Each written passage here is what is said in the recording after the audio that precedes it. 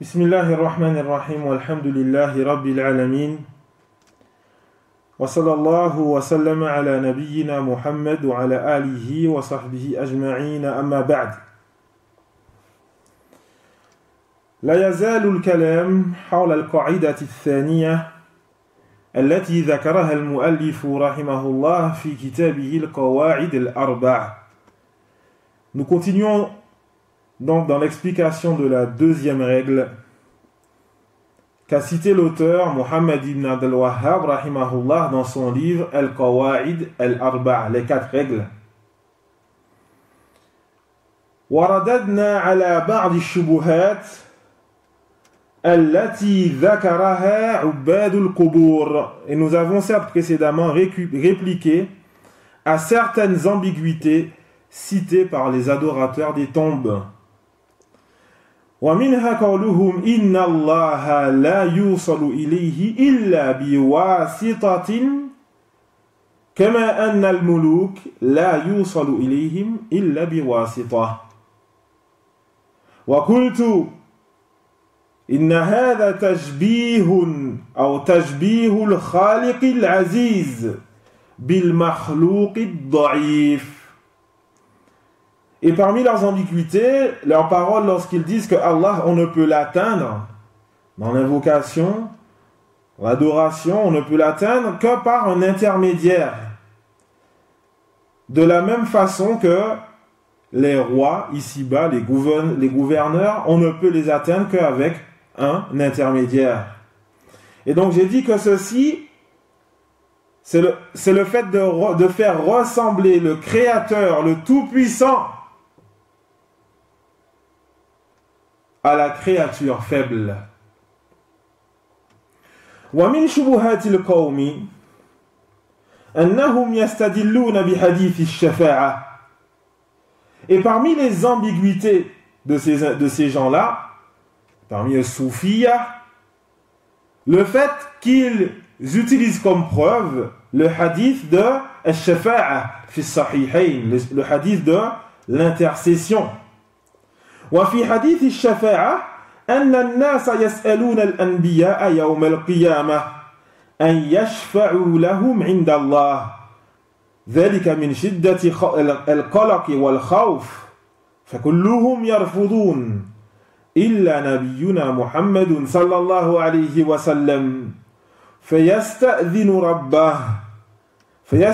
ربه في الشفاعة فيأذن له فيشفع كما عند البخاري ومسلم. Et donc dans ce hadith de al-shafa'a, dans le hadith de l'intercession, les gens au jour de la résurrection, ils demandent aux prophètes de faire intercession, d'intercéder en leur faveur auprès d'Allah. Et ce, à cause de la forte inquiétude et de la peur profonde qu'il y a durant ce jour. Cependant, tous les prophètes, ils refusent, sauf notre prophète Muhammad sallallahu alayhi wa sallam.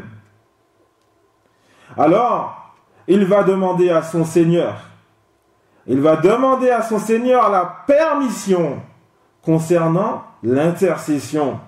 Alors son Seigneur lui autorise. Et à ce moment-là, il intercède, comme cela a été cité dans le Bukhari et Muslim, du hadith de Anas ibn Malik radiyallahu anhu. قالوا إذن يجوز أن نطلب الشفاعة من الأنبياء والصالحين. Et donc les adorateurs des tombes ont dit, il nous est alors permis de demander l'intercession aux prophètes et aux pieux. وهذا الاستدلال في الحقيقة دليل على قلة فهمهم لنصوص الشرع. Et en réalité, cette façon d'utiliser le hadith est une preuve de leur manque de compréhension des textes de la législation. وقد بين المؤلف في قاعدة الثانية ما يرد على ذلك فقال. Et certes, l'auteur Muhammad ibn Abdul Wahhab, rahimahullah, il a cité ici dans la deuxième règle ce qui réplique à cette ambiguïté. Il a alors dit فالشفاعة والشفاعة شفاعتان شفاعة منفية وشفاعة مثبتة. Les intercessions sont au nombre de deux, sont de deux sortes. Une intercession qui est affirmée par la législation et une intercession qui est rejetée. Et une intercession qui est rejetée. فالشفاعة المنفية ما كانت تطلب من غير الله تعالى فيما لا يقدر عليه إلا الله.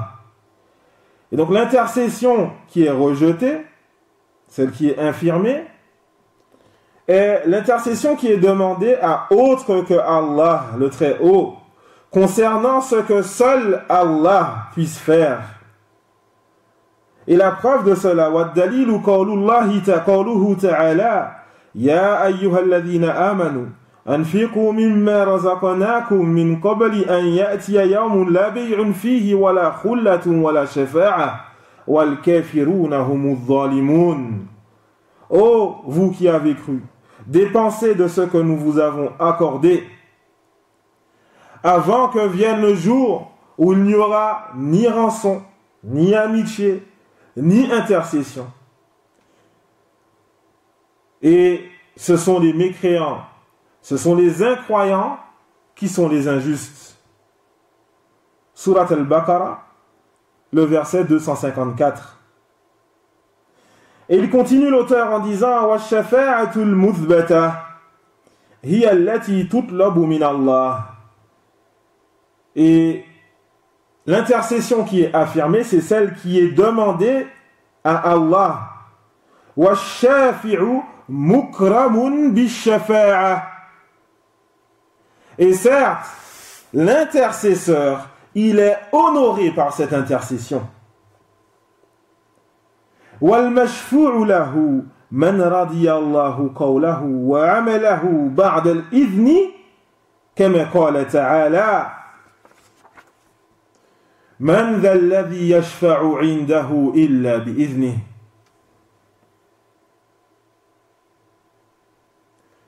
En ce qui concerne celui pour qui l'intercession est faite, alors c'est celui dont Allah agrée sa parole et ses actes après avoir donné son autorisation.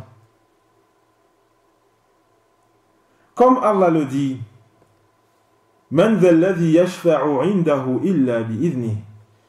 Qui peut intercéder auprès de lui sans sa permission? Surat al-Baqarah, verset numéro 255. Idhan, donc fin de citation de la parole de l'imam Muhammad ibn Abdul Wahhab rahimahullah. Idhan, الإمام محمد بن عبد الوهاب رحمه الله يبين لنا أن من قرأ في نصوص الكتاب والسنة سيجد أن الشفاعة تنقسم إلى قسمين. قسم أثبته الشرع وهو المذكور في حديث الشفاعة، وقسم نفاه الشرع وهو الذي يقوم به عباد القبور. Et donc, en réalité, l'imam Muhammad ibn Abdul Wahhab, rahimahullah, il nous montre clairement que celui qui lit les textes du Coran et de la Sunna, il trouvera que l'intercession se divise en deux. Une intercession que la législation a affirmée, et c'est celle qui est citée dans le hadith de Jibril, et une intercession que donc les textes de la législation ont rejetée, comme l'intercession que font les adorateurs des tombes. فما ضوابط هذه الشفاعة المثبتة. Et donc, quels sont les principes de cette intercession qui est affirmée par la législation? ذكر العلماء شروط الشفاعة وهي كون الشفاعة تطلب من الله وأن لا تكون بعد الإذن كما هو واضح في حديث الشفاعة. فإنه يوجد في الحديث أن النبي صلى الله عليه وسلم يستأذن ربه في الشفاعة فيأذن له. Et donc, les savants, ils ont cité parmi les conditions de l'intercession, c'est donc l'intercession qui est affirmée, et donc parmi ces conditions, le fait que cette intercession soit demandée à Allah le Très-Haut, et que cette intercession ne se fasse qu'après la permission. Comme cela est clair dans le hadith de l'intercession, justement. Le hadith sur lesquels s'appuient les adorateurs des tombes, c'est le même hadith qui réplique à leurs ambiguïtés.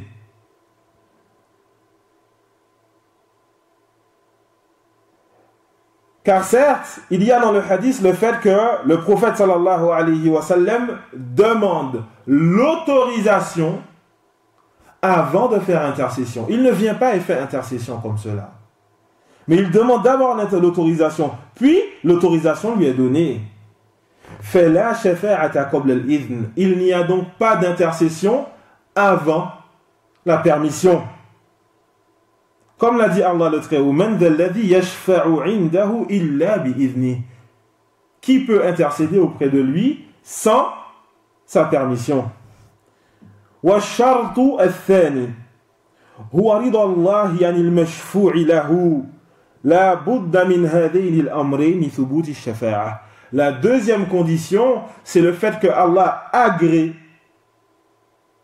celui pour qui l'intercession est faite. Il est donc impératif que ces deux conditions soient rassemblées pour que l'intercession soit correcte.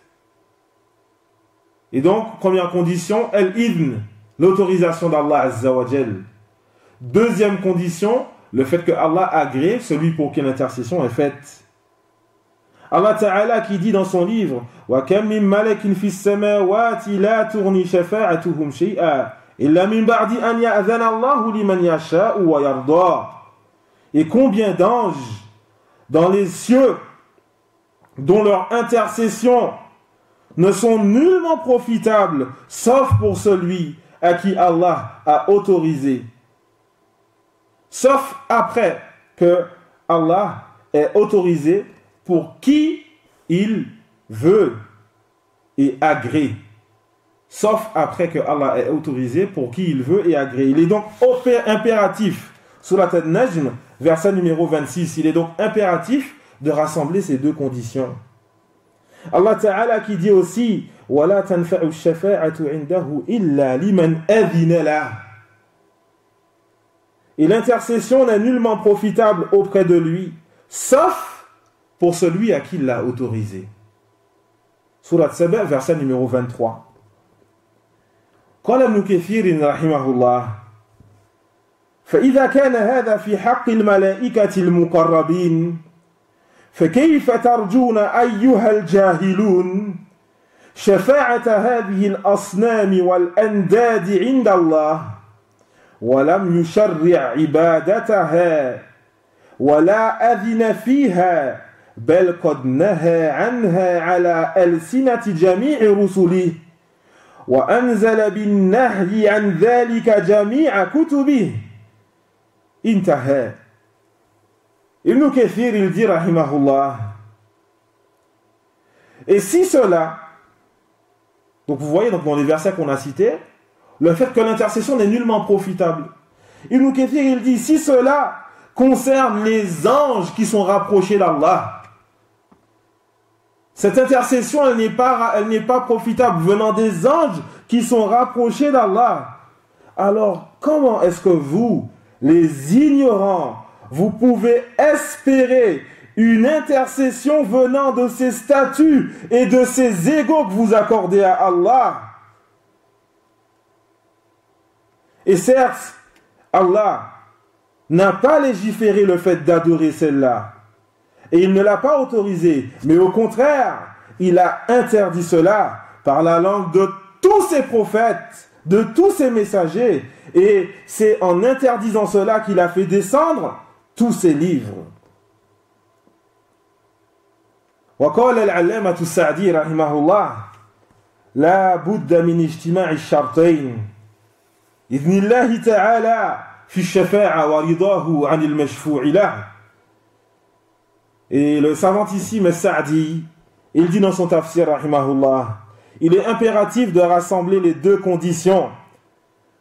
L'autorisation d'Allah le Très-Haut concernant l'intercession et son agrément de celui pour qui l'intercession est faite. Et il continue en disant وَمِنَ الْمَعْلُومِ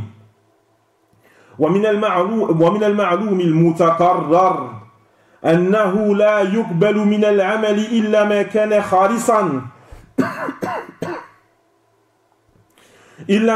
خَالِصًا موافقا فيه صاحبه الشريعة فالمشركون إذن لا نصيب لهم من شفاعة الشافعين وقد سدوا على أنفسهم رحمة أرحم الراحمين. Fin de citation. Il continue en disant rahimahullah, et certes il est connu que les œuvres ne sont acceptées que les œuvres ne sont acceptées que lorsqu'elles sont sincères. Envers Allah Ta'ala et en accord, et que celui qui accomplit ces actes soit en accord avec la législation. Et certes, les polythéistes, ils n'ont donc aucune part de cette intercession. Ils n'ont aucune part de l'intercession des intercesseurs. Et ils se sont fermés à eux-mêmes la porte de la miséricorde du plus miséricordieux. Fin de citation. Et donc on voit bien des deux paroles de ces deux savants du tafsir l'importance quant au fait de rassembler ces deux conditions. Le fait que l'intercession soit faite après qu'Allah ait donné l'autorisation et le fait que Allah agrée de celui pour qui l'intercession elle est faite. Et donc toutes ces personnes qui sont adorées, qui sont enterrées, ne peuvent pas intercéder car l'autorisation n'a pas été donnée.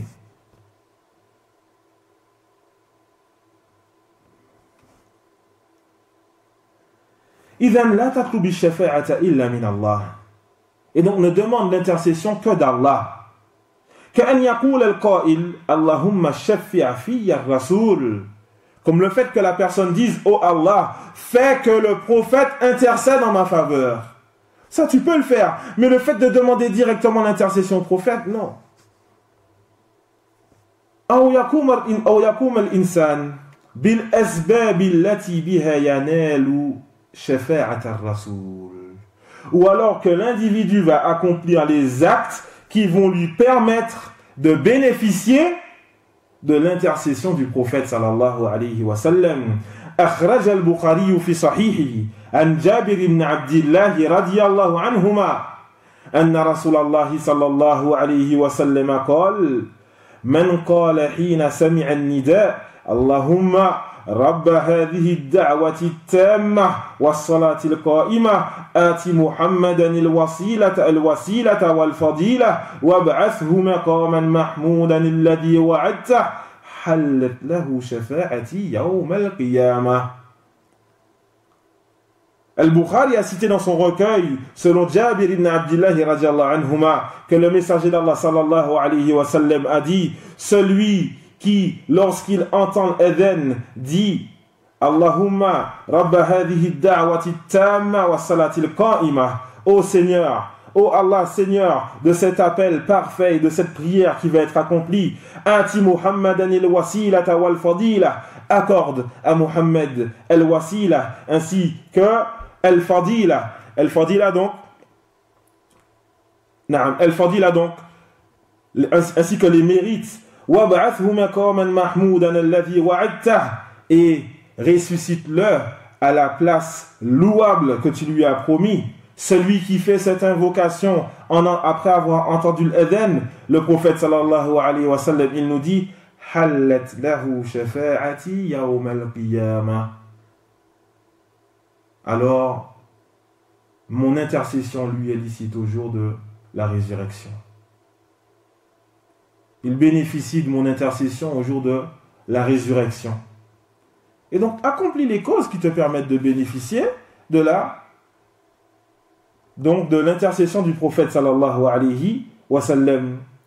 إذن لا بد من اجتماع الشرطين لثبوت الشفاعة أن تكون بعد الإذن وأن يرضى الله عن المشفوع له. Et donc encore une fois, je le répète, il est impératif que les deux conditions soient rassemblées, que cela se fasse après l'autorisation, après que Allah ait donné l'autorisation, et deuxièmement, que Allah agrée de celui pour qui l'intercession est faite. Fahris anta an takuna mimman yarda Allahu anhu wa akhlis niyyataka lillah waj'al 'amalak muwafiqan li sunnati an-nabi sallallahu alayhi wa sallam. Et donc efforce-toi de faire partie de ceux que Allah il agrée. Et accorde un culte exclusif à Allah Azza wa Jal, une intention pure et sincère pour Allah, et fais que tes actes soient en accord avec la sunna du prophète sallallahu alayhi wa sallam, si tu veux bénéficier de l'intercession du prophète sallallahu alayhi wa sallam. أخرج البخاري في صحيحه عن أبي هريرة رضي الله عنه أنه قال قيل يا رسول الله من أسعد الناس بشفاعتك يوم القيامة. Al-Bukhari a cité dans son recueil selon Abi Hurairah radiyallahu anhu, qui dit qu'il fut dit au messager d'Allah, ô messager d'Allah, qui est celui qui sera le plus heureux de bénéficier à ton intercession au jour de la résurrection, de bénéficier de ton intercession au jour de la résurrection.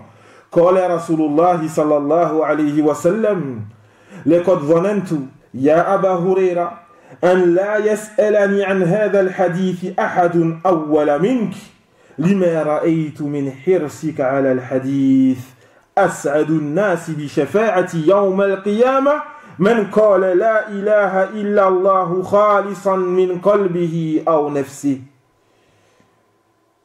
Le prophète sallallahu alayhi wa sallam a répondu à Abi Hurairah à cette question en disant: certes, je savais, ô Abu Huraira, que personne d'autre que toi ne m'aurait interrogé concernant ce sujet.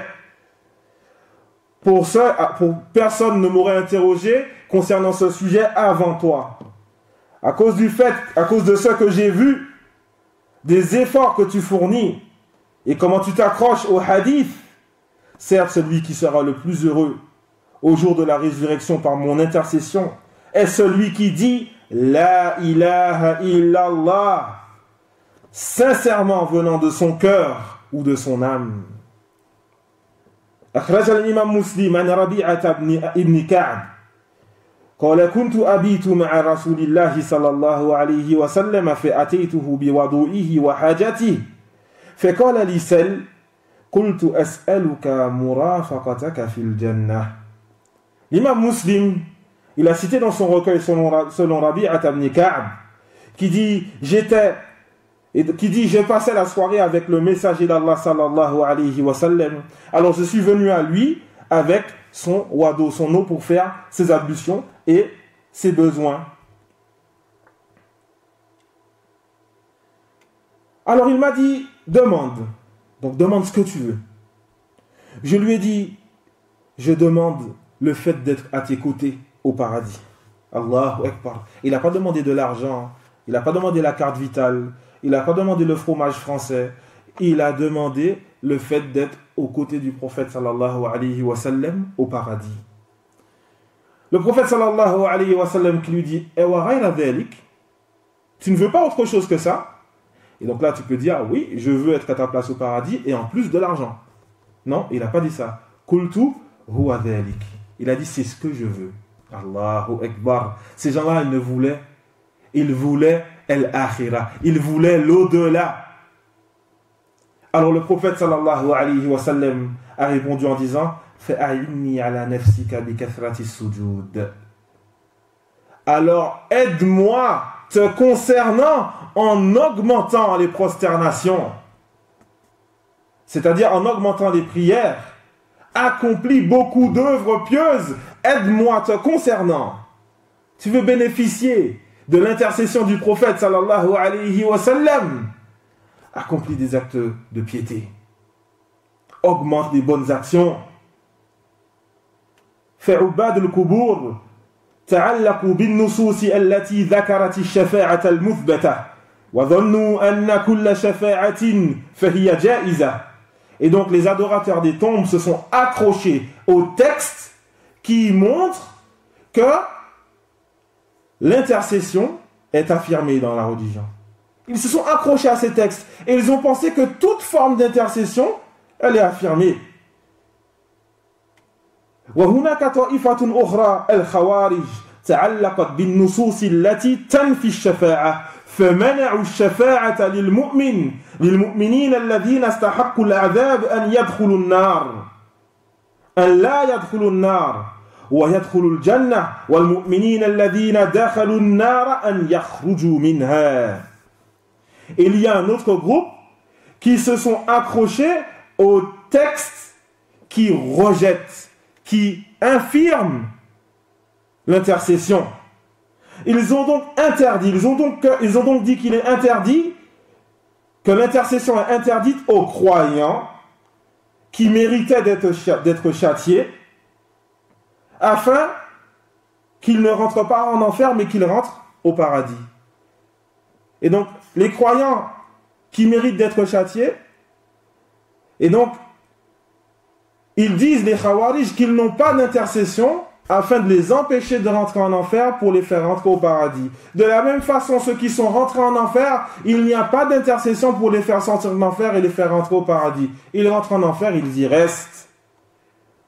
Ça, c'est la croyance des Khawarij. وأهل السنة وسط بين الطائفتين فأثبتوا الشفاعة المشروعة ونفعوا الشفاعة المنفية.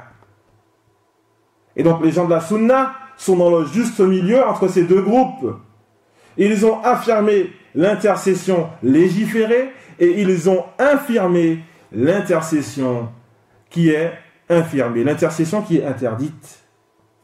وأخيرا لا بد أن نفرق بين الشفاعة التي عند الناس والشفاعة التي عند الله. فالشفاعة التي عند الناس فهذه لا بأس منها يطلب الرجل من عمه أن يشفع له عند صاحب شركة ليدخله فيها فهذه هي الشفاعة التي عند الناس بأن يذهب الشافع إلى الآمر ابتداء ثم يشفع.